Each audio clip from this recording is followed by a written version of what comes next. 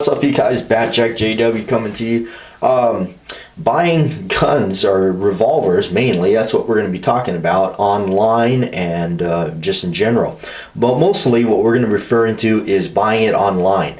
I've had a couple of messages over time, and I've had a few videos about what to look for and what you're doing. Buying online is probably one of the hardest things to do because you're not able to actually physically check it out in your hands. All you got is some photographs to look at, and you're hoping that the photos serve it justice and you're not getting ripped off. I'm not going to sit here and tell you that buying online is 100% foolproof, because you take that chance. There's always a risk online when you're buying it off a gun broker or any of those type of sites when they're selling a used revolver.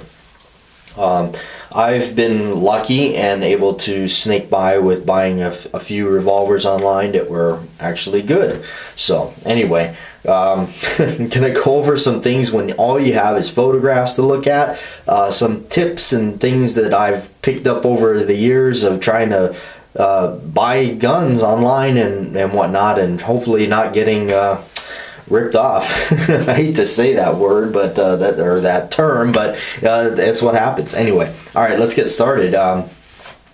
So first of all, let's see. This one here I brought out is my Model 19.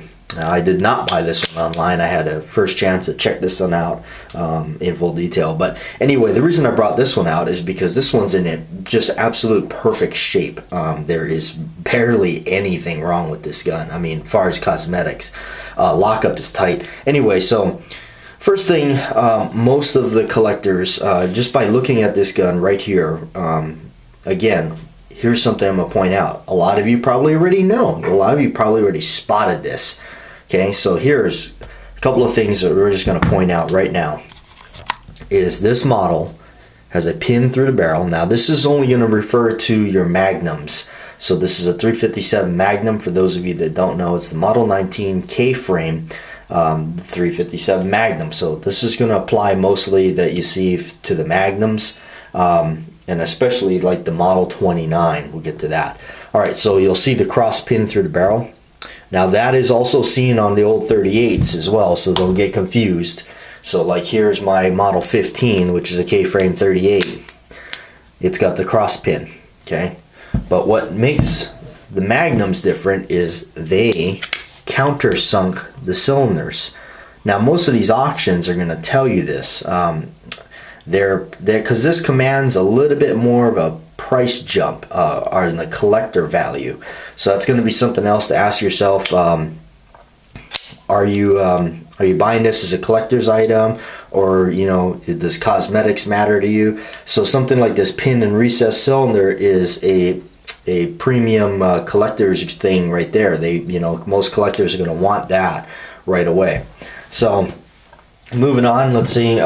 So let's just use the Model 15 here and show you folks some things that you can look for in the pictures. One of the things would be obviously let's just point out the obvious stuff, the holster wear, which would be at the end of the muzzle usually, usually down here around the bottom of the frame, and trigger guard area, cylinder wear. The other thing is you'll see the turn ring, and that's just kind of inherent what happens to a revolver. You'll see this faint line that goes from lockup to lockup. That's caused by the the cylinder stop hand on the bottom here, dragging against the cylinder. Now on say a stainless gun, it may be a little harder to pick that up. Here's my Model 29. This is the most beat up one I got, but I like it.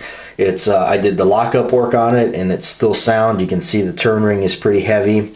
And the other thing to check for here, turn it around, is inside. If they show you the frame, check out and see how right here where the cylinder locks up into the frame, you'll see how much damage is taken, or just more or less, not so much damage, I used the wrong word there, wear. That wear, you can see it's kind of like a ring around it. That's showing you how much this part of right here has been battering up against it, being fired and fired and fired. So this one here, again, my Model 29, has seen a lot of mileage. So that just kind of shows you can see a lot of the wear, or the marks, rather, on the face of this frame right here, where the firing pin protrudes. So there's some things to check on. The other thing, to keep in mind is, if the guy in whoever is running the auction, if they're showing you a lot of pictures, a lot of close-up detailed pictures, chances of them hiding something from you is very slim. Usually they're trying to show you everything that they can possibly show you. The other thing that may not be as easy to spot on the pictures, but it's something to just keep in your inventory, the forcing cone. If they give you a good shot of that, inspect it for any kind of cracks or chips or anything like that, because the forcing cone is actually where it takes a lot of the brunt of the bullet, because the bullet is basically going from the cylinder to the forcing cone to where? Out the barrel. So, wear on the, again, I was talking about the wear on the muzzle, and the wear, on the grips and everything. So, usually, it depends on, if you see like one side of the grips are more worn than the other, it probably means it was carried. Just because it was carried a lot doesn't mean it was fired a lot. And same thing goes with that turn ring. Just because it's got a heavy turn ring, it doesn't mean that it's been fired a lot. It could mean somebody was just taking it out, looking at the cylinder, putting it back in, doing that, and it could have seen a lot of that. So that does make it a little harder, again, when you're not having it actually in your hands. So a stainless gun, this is my model 629, a stainless gun, you'll be able to not so much tell too much, but you can see a little bit in there, and then the front of the cylinder rings. Now I kind of help try to remove mine, but you can see the residue, the burn rings all around the cylinder, especially on a stainless gun. It's pretty hard to remove. A blued gun, it's going to just kind of blend in almost, but on a stainless gun, you'll be able to see them. You can still see them here, even though I tried to remove it as much as I could with some polish and everything like that. But I don't, that's just me kind of going a little crazy with extra time on my hands, really.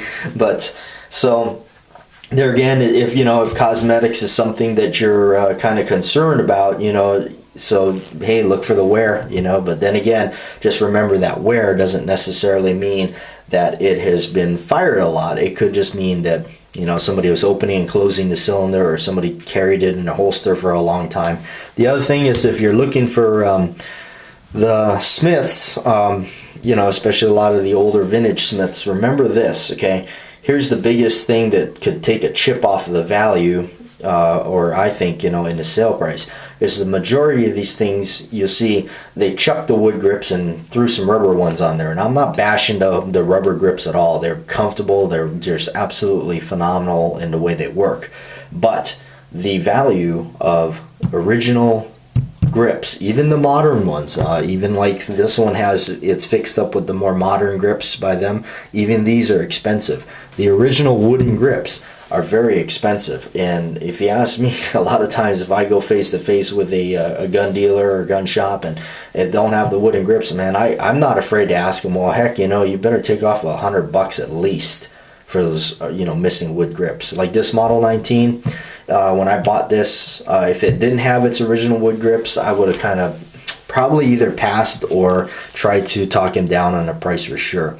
Now, condition on the wood grips is also important. You want to make sure it's not too chipped up. Like this one's got some chipping on the end here, but they're still intact enough to where it didn't really, bother me. At least they're there, kind of a thing. But you can just see the bluing on this one is pretty nice. It's all intact, and there's not really a cylinder turn ring. So anyway, that's just some tips.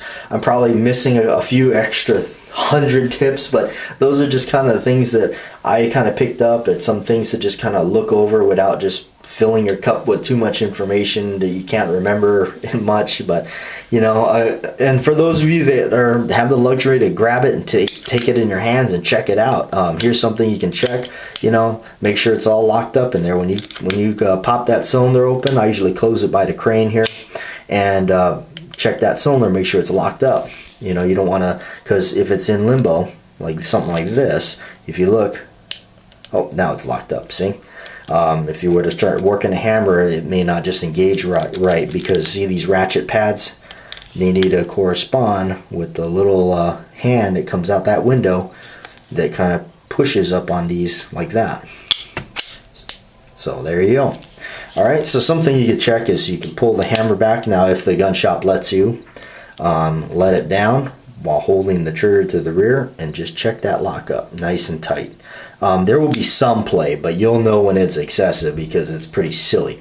Now the problems with that is the cylinder doesn't align, you know, perfectly with the forcing cone. It may start splitting bullets, shaving lead, splattering out to the sides, and put extra stress on the frame and everything and the lockup system. So it's not good for it. You got to get it corrected. Alright, so the other thing you can check is the timing. A lot of different methods of doing this. I know some people hold the ejector rod and whatnot. What I usually do is I just kind of you're just putting a light drag on the cylinder and easing the hammer back, and it locked up fine. Okay, so just making sure, because if it has a delay in lockup, the timing's a little slow on it or whatnot, or however you want to call it. So something to think about. Ironically, that happens a lot to, should I say it? It's going to cause a stir-up. Happens to the Colt Python a lot. A lot of the Colt Pythons are out of time. It's a finely tuned gun. It's a great gun. It shoots very accurate, but it's very, very finicky because it's got a lot of high maintenance tuning in there that can go wrong. So anyway, I just wanted to throw out a few of those tips, not to barrage you too much with a bunch of stuff, but anyway, that's some things that I picked up over the years, and especially when you're buying it online in auctions, when all you got is pictures, it's kind of hard. But generally, people online are, you know, not so much trying to rip you off. At least we hope so.